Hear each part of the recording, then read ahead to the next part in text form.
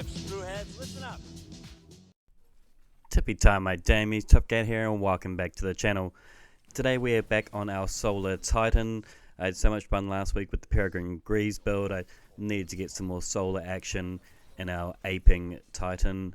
I was loving it so much, and I really wanted to focus on Solar 3.0 builds and a way to make it future-proof. So it took me a while to do this one, but we are visiting the Ashen Wakes. The exotic armor perk, Bring the Heat. Fusion grenades now explode on impact and gain increased throw speed, essentially fastball built in. Final blows with fusion grenades grants grenade energy back to you. So for this build we're obviously going to be using the fusion grenades. These exotics don't themselves make a one-shot grenade. It's the roaring flames that will make that happen. But what these grenades do is do the immediate impact, the immediate detonation, which is what makes them so much better than the usual limp fusion grenades, you know, because you chuck them, you get into a battle, and by the time the detonation goes off, you're probably dead. This way you get that immediate reaction of their demise, and that's what makes them so great. Not only that, we get the grenade energy refunded back into our pocket, so we can just keep on chucking grenade after grenade after grenade. The goal with this build is to get up to Roaring Flames times 3 as soon as possible. So one way I do this is using the baby hammer.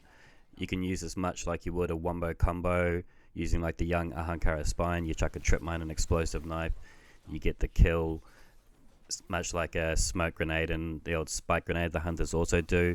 This is a Titan version of it, using a fusion grenade and a baby hammer to get the kill, and that way you get the energy refunded back to you. You still got something solar that can keep on stacking Roaring Flames. Once you get to that Roaring Flames times 3, your grenades can one-shot kill with ease.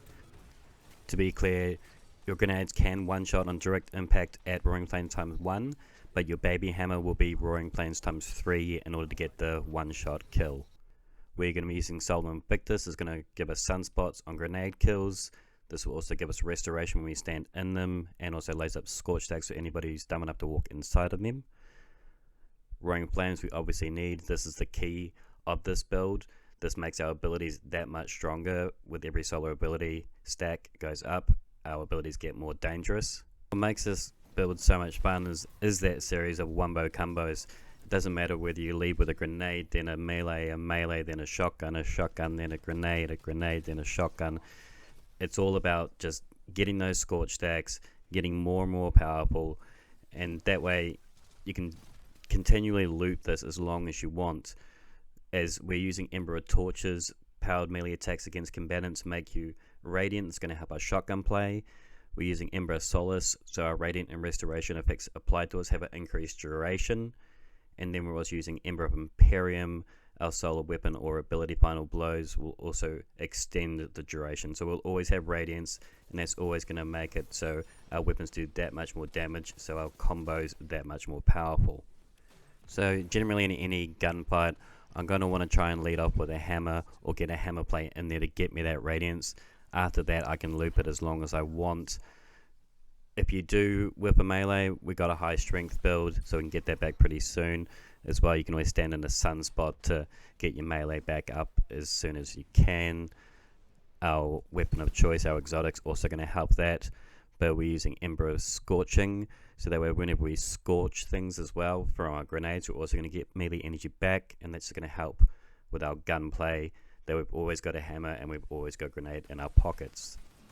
This build is set up so through the use of our Ashen Wakes and the mods that we have set up on our armor, that essentially if we get a grenade kill, we're going to get a grenade back straight away. It's about a second tops, and the grenade energy will be refunded back into your pocket. But even if you completely whip your grenade, you don't kill anybody, you don't hit a target at all, we've got it set up that we've got really high discipline on this, as well as some good mods on our armor, so that we got a grenade cooldown of like 24 seconds, so you can keep this gunplay going. You're going to have radiance, you're going to still have your baby hammer, so you can still get kills and still get that loop going.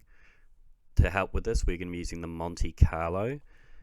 It has a perk, Monte Carlo method. Dealing damage with this weapon reduces your melee cooldown, so that's going to be feeding us baby hammer energy. This also makes it more potent at killing as well, kind of like a swashbuckler if you would. This gun is so slept on, it's not even funny. It's in that 600 archetype, extremely powerful at close range encounters to mid range encounters. And so it's kind of like having swashbuckler and wellspring built into this thing. Stupid fun, stupid strong, and I'm really in love with the sound of it, eh? It honestly sounds like a Honda fucked a sewing machine or something and this spat this monstrosity out. It's gnarly sounding. It's one of the coolest sounding guns in the game, bar none. Not only that, it's one of the coolest looking guns. It's got a giant ass bayonet on the front of it. I mean, what other gun can boast that? I mean, Crimson can, but I mean, that's kind of weak sauce in terms of looks. Some may like it, but to me it just looks like a nuded Red Death. And much like the swashbuckler perk, this gun has Markov chain.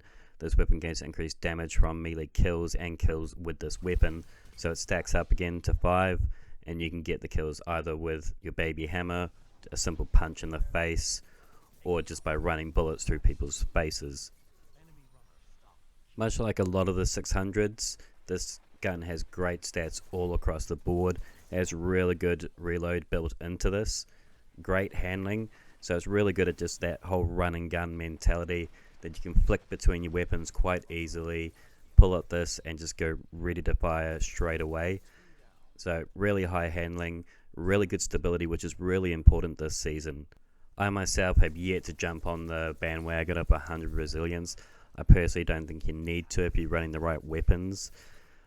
I've got reasonably low resilience for a Titan on this build. I'm not ashamed to admit, but it's more than I run on my Hunter, so feel free to run whatever level of resilience you want. This gun combined with some anti-flinch mods has enough stability to make up for that, and that way you can still land those heads fairly consistently. You're still not going to get flinched off. In fact, you're going to be doing a lot of the flinching with this thing, as it has built-in high cal with it, and high cal on an auto rifle is just so tasty. Honestly, the amount of head you're going to be getting with this thing, you'll think you'll be paying for it, because it just comes thick and fast. And that is not a pun, sorry for the wording there. Who am I kidding? I'm not sorry. And this thing is a laser beam. It just knocks people's heads down. They have no idea what's coming. Flinches the shit out of them. So you're going to win most of the gun battles you get in with this. You know, obviously it takes some skill. And I like to run a shotgun with this just in case somebody pushes me that little bit too close for it. I've been using the Seasons without remorse. It comes with fragile focus. I'm using hipfire, accurized, small bore, and a handling masterwork. I've also banged a freehand grip on this just to help that hipfire gameplay. But the shotgun is just like the perfect condiment to run with this build. You know, you can't always solely rely on primary. I know there are a lot of double primary builds, but for me it's kind of hard to be a Titan without a shotgun. I always feel like I'm pushing forwards, and you know, the power of that shotgun just is so brutal. When you're always moving forwards or always getting pushed, you want to have that stopping power that this shotgun can provide. Now, that doesn't necessarily mean that you have to run this shotgun. I know a lot of you guys have crafted your own one of these. It's a very popular shotgun this season. The lightweight frame really makes Titaning really fun, and I would highly recommend crafting one. Threat Detect is also a nice choice if you're not really wanting that hipfire grip, but for me, I kind of like the hipfire grip. It just gives me that accuracy that comes in handy when you're just running around like a madman. So yeah, I've gone for hipfire, but yeah, run whatever you want on your shotgun, or any shotgun for that matter. Up to you. Same with the heavy. I'm running the Avalanche. Primarily it's got Adrenaline Junkie. This is a grenade build primarily, after all. Zen Moment for a bit more stability. But I do recommend you give that LMG a go. They're a lot of fun. They can mow down people.